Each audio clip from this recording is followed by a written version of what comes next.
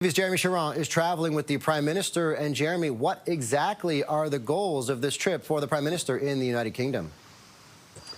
Yeah, look, Scott, this is a trip the Prime Minister's office and, senior government officials speaking to us say is all about getting FaceTime with some of these other world leaders that the Prime Minister, sees eye to eye with when it comes to their views on, trade, economics, but also global issues, as you've just touched on.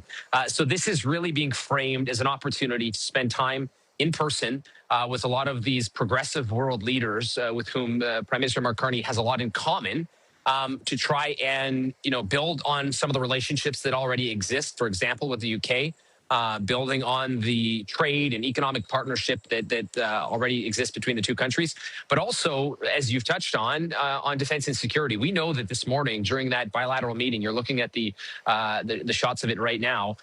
Prime Minister Keir Starmer and Prime Minister Mark Carney focused a lot on global issues around defense, specifically the situation in Ukraine, the war in Ukraine, as well as the war in Gaza.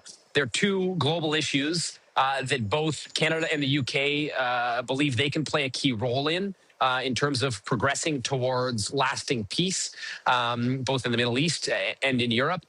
In Ukraine specifically, through the Coalition of the Willing, both reiterating the role they believe they can play in terms of security guarantees for Ukraine. So this is an opportunity for Prime Minister Mark Carney, his office says, to really spend some time and lay some of the groundwork to ensure that Canada is collaborating with some of these like-minded countries and like-minded leaders in the face of, as you've touched on, Scott, a changing global landscape, a challenging trade relationship with the U.S. Canada is looking to diversify.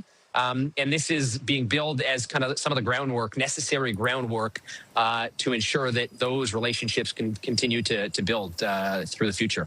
All right, that's CTV's Jeremie Charron live in the United Kingdom. Thanks so much, Jeremie.